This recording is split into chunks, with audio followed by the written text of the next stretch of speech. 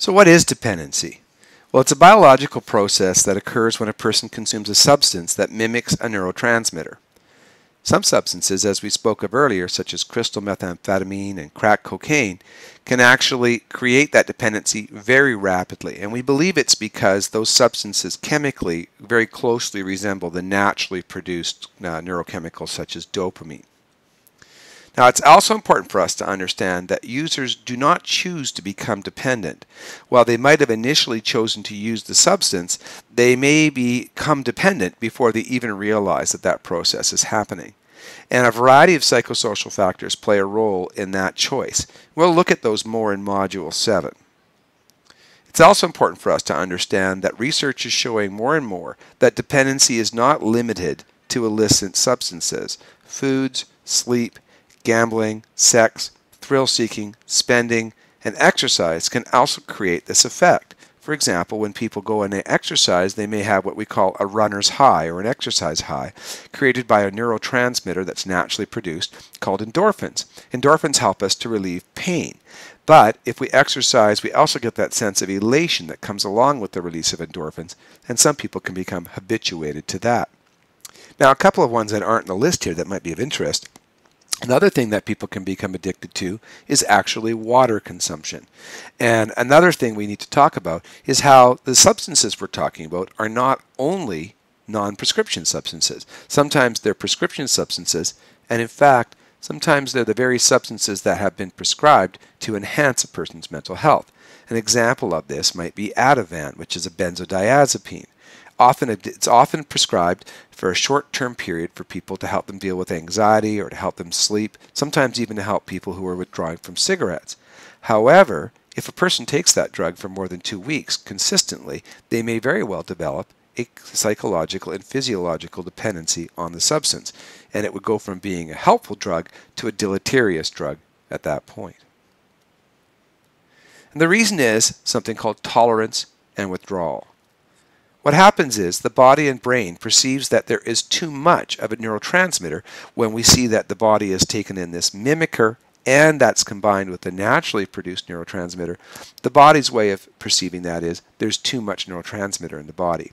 And so what it does in order to restore balance is it reduces the natural production of the neurotransmitter.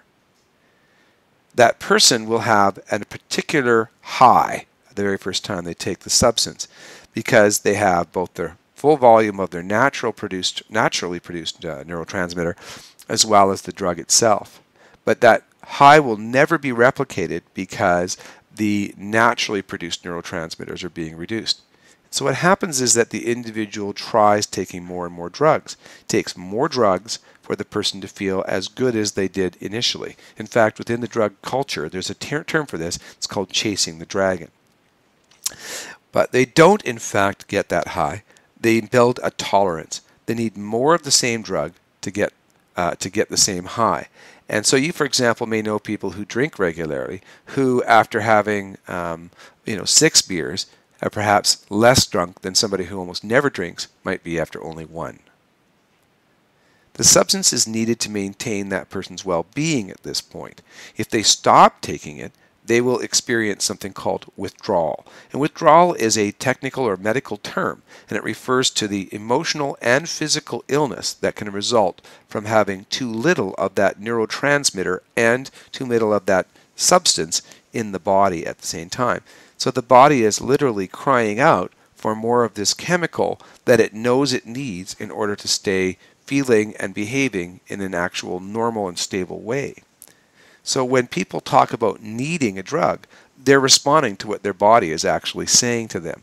We talk about this when we talk to people who are going through recovery, that drugs have a voice. Drugs speak to the user and tell them, you need me. And in fact, it's not entirely an inaccurate thing.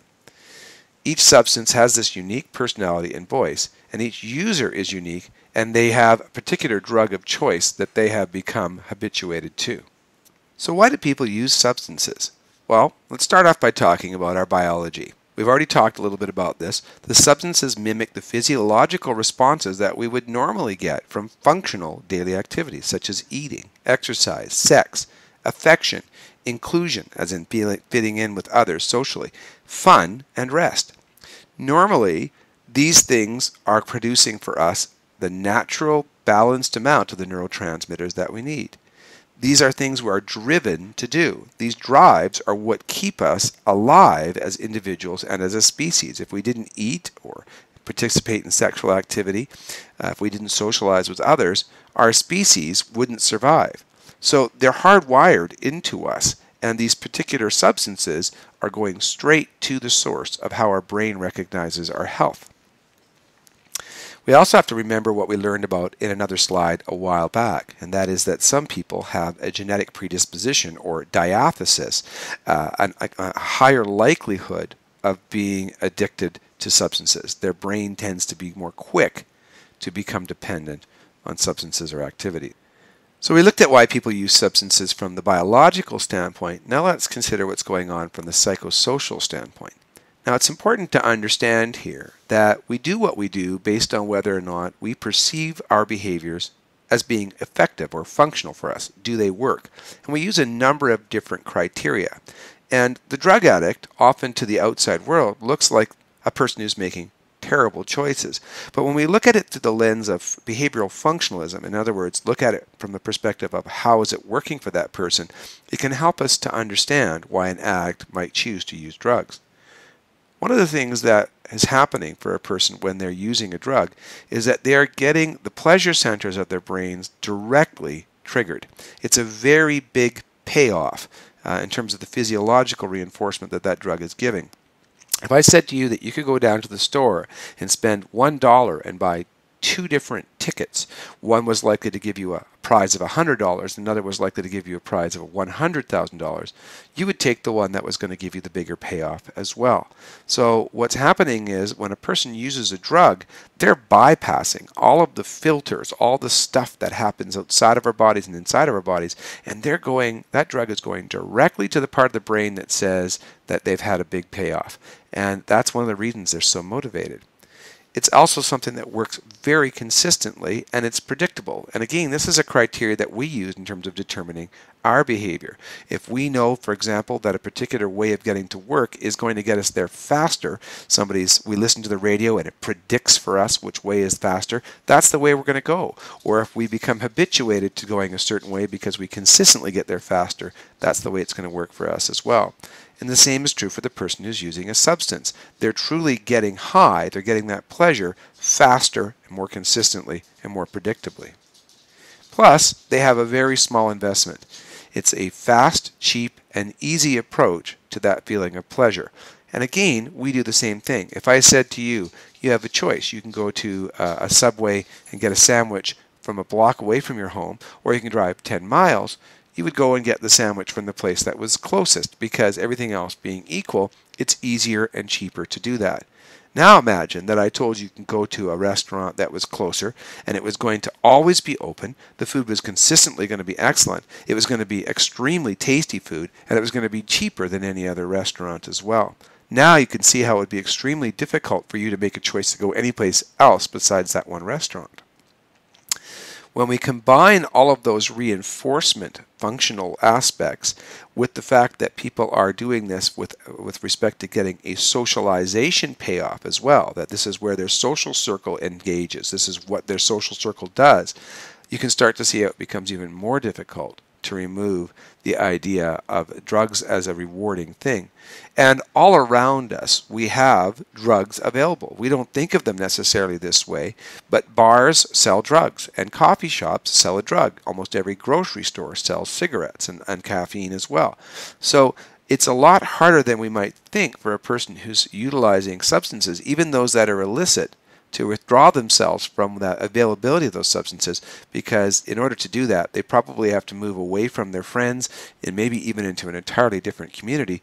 Everywhere they go is something reminding them of the possibility of accessing that substance.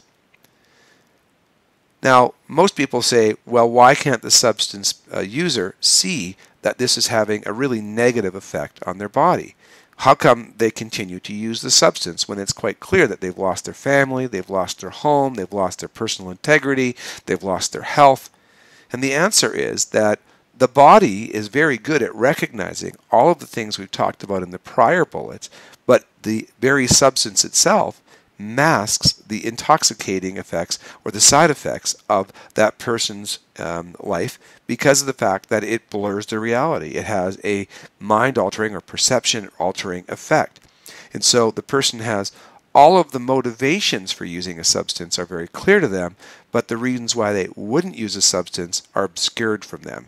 And again, we go back to something I spoke of earlier, the idea that a drug has a voice, that a drug can actually communicate to a person, you need to use me, you need to use me. And what happens is that the person's orientation to reality gets turned on its head.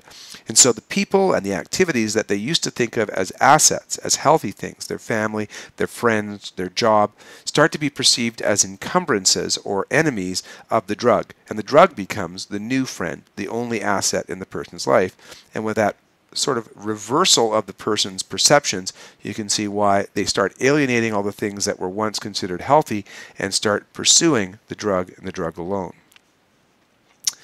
For people who are lacking social, coping, or life skills, this may be something that is the only way they've ever consistently felt relief from stress, alleviation of trauma or anxiety or depression. It may be the way that they most consistently can get pleasure. It may be the only way that they feel that they can socially fit in with other people. And so they may not perceive or be aware that there are other ways that they can live their life. And often when we think about the treatment we provide to people who have substance issues, it's about replacing the drug use with more healthy ways of meeting those social and coping and cognitive needs. And sometimes people are using that substance as a way of self-medicating an underlying mental illness as well. And if the person doesn't know that they have a mental illness or has never been successfully assessed or treated for that mental illness, then sometimes they use street drugs as a way of actually self-medicating and treating themselves. Let's take a moment and write in our journal again based on that last section. What, if anything, did you learn that you did not know about addiction? And, considering youth for a moment, what psychological, physical, and social factors might play a role in their decision to try or use substances? Please take about 5 minutes to answer this question and about 5 minutes to either discuss or review the answers from other people.